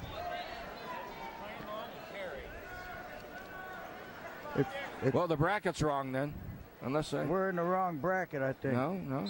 Oh, I'm sorry. No, it's my mistake, Bob. Actually, that's Zach Garbrandt of Claymont, not the number 2 seed. My mistake. Okay. That's unseeded Zach Garbrandt. Okay, he's in the down position. Garbrandt. He should have been seated.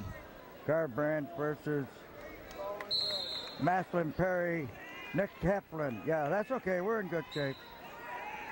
Heflin's ahead 2-0. Yeah, I think Garbrandt was the got an escape. Was the 3rd seed, but he wrestled a rat tail, so they don't show the seeds for some reason. Okay, Heflin hit a snap down and spun off of it to emerge ahead 4-1 in the first period that's ending with 10 seconds left. These are both seniors, both state placers last year. Heflin took a runner-up at 152 against Jesse Dong. And Garbrandt was in 8th place at 160.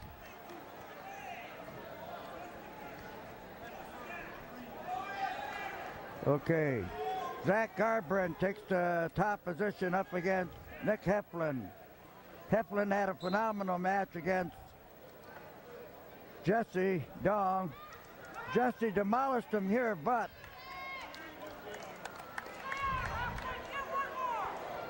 Heflin doesn't look that much bigger than he did last year. He was a long, lean kid. Kind of picked up about 20 pounds, or maybe just wrestling his natural weight.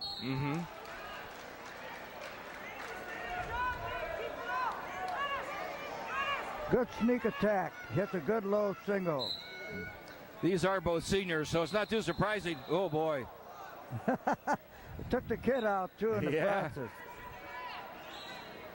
Right off the edge of the mat. Oh, he's a complete package. I remember him. If I was a college coach, I'd be after this kid. I'm sure they are. He's a senior? Yes, they're both seniors. Oh, okay. Claymont's what, a Division 2 or 3? Here it is, Claymont. No. Division 2. Here it is. Right. And they're in the lead point-wise in Division 2. Oh, they're keeping a running tab? Well, they were at the beginning of this round, I should say. Unfortunately, we don't have an update on team scores at this point. We only know that. Now watch what he does here. This is interesting. See, he doesn't have to do that. All he got to do is plant his... That's getting in the stalemate. All he had to do is keep that and marry the mat and rotate with the head down, the fanny in the air, and then go to your hips, and you can have a head in your lap for a potential pin. It's a hole not many people have seen or learned or practiced.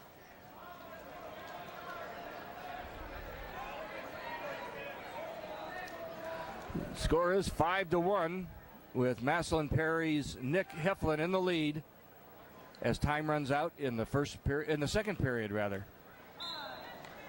That was a fast 2 periods, wasn't it? It was. Boy, he looks long and lean at 171, and here he wrestled 152 last year. Grew a little bit, is my guess. Yeah, probably. Yeah, he's taller.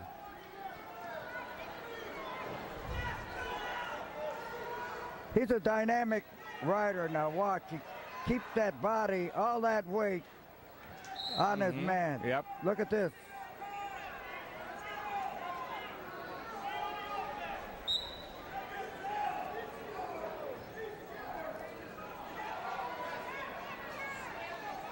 Good control.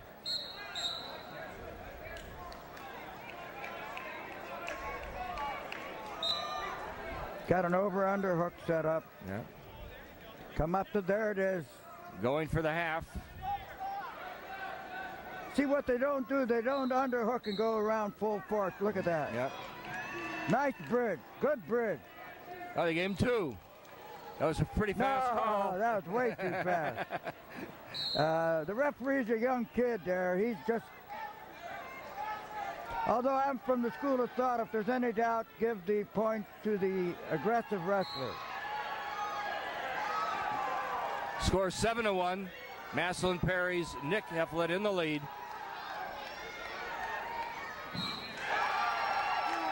Look at this.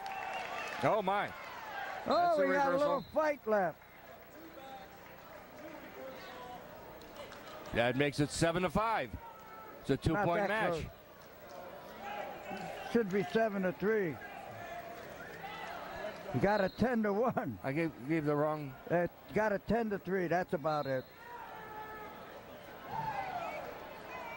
Okay. It's good to see a kid get whipped, come back that strong.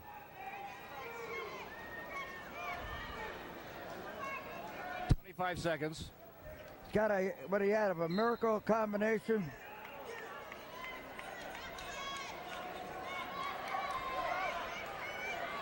Look out. Beautiful. We're getting good wrestling. Really? Oh. That was an awesome move. Awesome move. That's the kind of wrestling that should be taught. Yeah. How to score pins off of tight situations. And getting the hips underneath and locking. Exactly. At 189, Andrew Tumon from Harrison versus Kurt Schaefer from West Salem, Northwest. Andrew was a state champ in 2009 and also a 4-time state placer. He wrestled at Findlay and he was a Division II qualifier.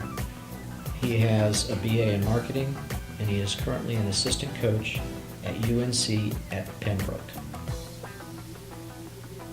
Kurt was a 3-time state placer with a 192-20 high school record. He wrestled at Ashland, and he's one of the few that I know of that have wrestled and also majored in nursing, which is a major time commitment for both. At 215 pounds, Tyler Houslca from Highland versus Mike Green from St. Ed's. Tyler was a state champ in 2008 with a 46-0 record. He wrestled and played football at Ashland, and he majored in business management. Mike attended John Carroll University. He wrestled and also played football. He majored in sociology and criminology, and he was a 2-time state qualifier. Okay, we're ready to go with Tyler Houslca from Highland up against Mike Green of St. Ed. 2 15-pounders. We have a long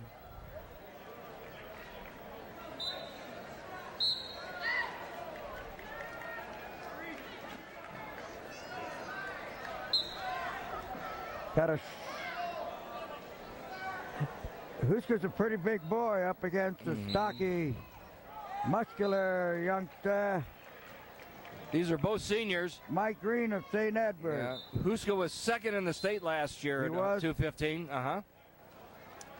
Green was second in the district, but didn't place at states. The football player, more oriented.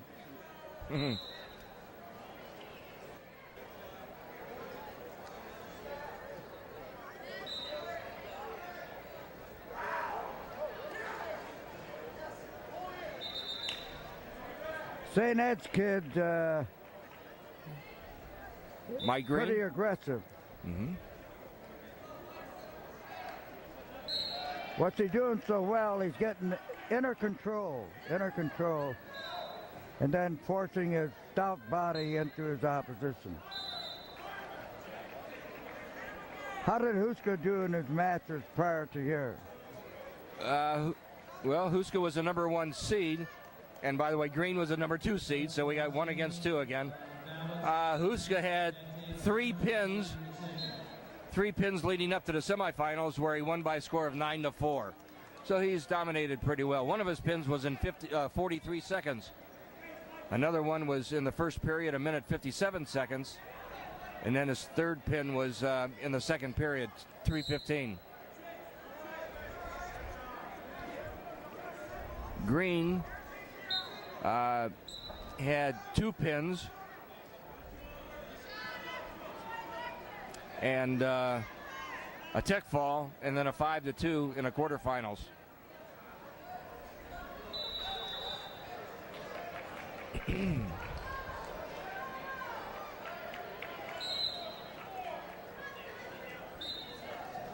Houslca looks like a big teddy bear, not like a distant relative, Harry Houslca. Well, Harry was a weightlifter and in college anyway. In high school, he wasn't anything special. He was a state champion in high school, but he's a late bloomer. Yeah, it was in college that he took up weightlifting, and he was an animal. The most fearsome wrestler I've ever seen. Yeah, right. Yeah. Only Terrified time his opponents. Ever seen Harry lost in the NCAA finals? As a sophomore. To Colorado. Yeah. I saw that match. Kent State University. Amen. 1962. The only match he lost in college was that match. He beat the opposite. He beat that guy. He was a Guatemalan tree farmer. Killed a Guatemalan and won it in a Guatemalan court. That was considered a very rare accomplishment. Okay, we see Green with a front headlock. Let's see if he runs it.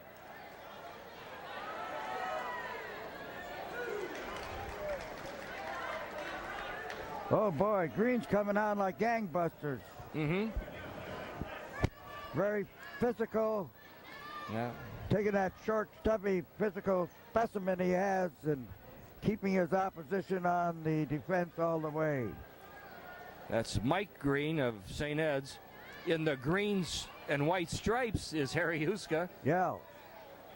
Number 1 seed. But he's down. Is making him. Oh, that ties it up, 2-2. Nice switch. You don't see that switch used that often. That was my favorite move in high school, for what it's worth. My arms are too short to have a switch. Well, what was good about that, Houslca took his beating and then at the most inopportune time did a magnificent inside switch. So as time runs out. Cool Cumber kid. Yeah. He doesn't look like he gets excited too much. No. With time running out in the second period. He's behind 3-2. Or is he ahead? I don't know where that third point came from.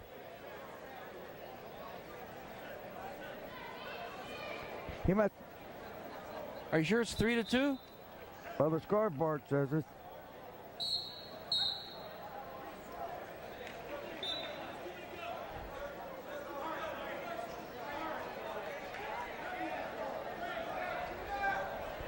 I think St. Ed's ahead 3-2. Yeah, that's what the scoreboard would say.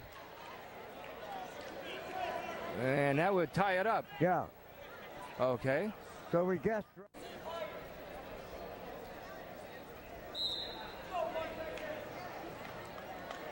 Okay, we're in overtime. This would be a 1-minute sudden death. On the feet. Yeah. No, it's 30 seconds.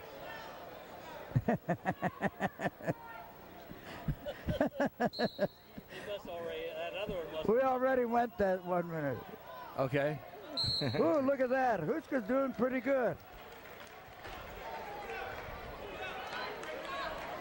I guess I need to pay more attention to the wrestling and less time. Yeah. Harry'd be proud of him today. All right. Throw the. 20 seconds left. He did a great job. He tried for the legs, he inserted to the head, then he tried for a pinning combination. Yeah, yeah. Now he's got a high turret, takes him to the mat. Good control. He's drilling him. He's taking all the starch out of him. Hey, look at old Harry. Harry'd be, consanguinity becomes the name of the game.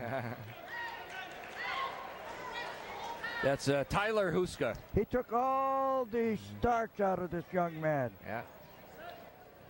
So an escape. I don't think the St. Ed kid's going to hold him. But then they still go all the way through the 30 minutes. They'll finish the 30-second unless there's a pin. 30. I went through the...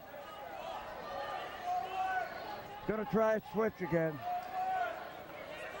21 seconds left. Turn in. He's got to turn in. He's got to turn in. There it is. Okay. That makes it a 12.1 seconds to go. He learned Scores 4-3. to my instructions. Turn Yeah. in. Uh-huh.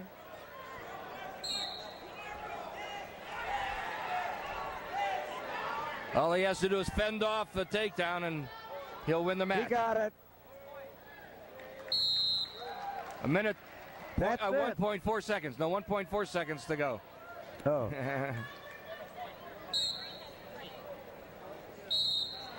And that's it. Okay. It wasn't what you call a classical match, but it was a good match. It was a good match. Both boys put out to the full extent of their ability.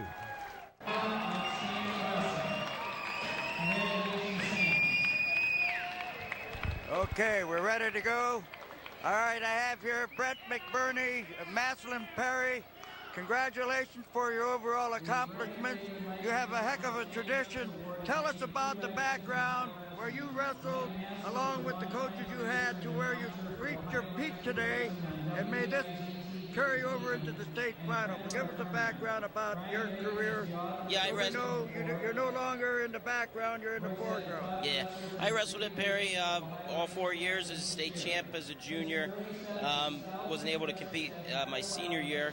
Wrestled at Penn State for 2 years, and then came back here to Perry and was an assistant coach for, 5-6 years. Who did you take over from? Take over, I just took over 4 years ago. From Brian Dolph. And Dolph used to wrestle for the John DuPont Club. Yes, yeah, I wrestled out of Indiana. Out of Indiana, and at the local high school, North Canton Hoover, is where he's Who from. was here before Dolph? Dolph, Dave Riggs, which is now still with us. He's your unannounced coach. He's your assistant. Yeah, Dave's assistant. You're very fortunate. Yeah, extremely fortunate. What really impressed me today was Sam White and your 71-pounder. Nick Heflin, yeah, they're both Division I athletes. Sam's going to University of Illinois, and Nick Heflin's going to Ohio State. They're really wrestling at their top level right now. They're really experienced. They stay in good position, and they just go out there and get after it. Well, what I noticed was your guys have second and third and fourth moves, and that's very hard to coach. So, in as much as you got a rich tradition, you're carrying on in the best mode, and may you continue because you're going to get worthy opposition from St. Ed's in the state tournament. Yeah, we got a lot of respect for them. They're a great team, and they got a lot of firepower. And we've been second to them 5 out of 6 years, I think, and we feel we have a pretty good chance. But we really haven't done anything yet. We just got to keep working and improve off this weekend. But we're happy with this weekend and look forward to the upcoming events. Okay, well, show the fans the great trophy you. At heavyweight, Josh Morosco from Maslin Tuslaw versus Adam Walls from Beaver Creek. Josh was second in the 2009 state tournament. Adam, who also attended St. Paris Graham for 3 years, he was a 4-time state placer. He wrestled at Purdue, and at Purdue he majored in education.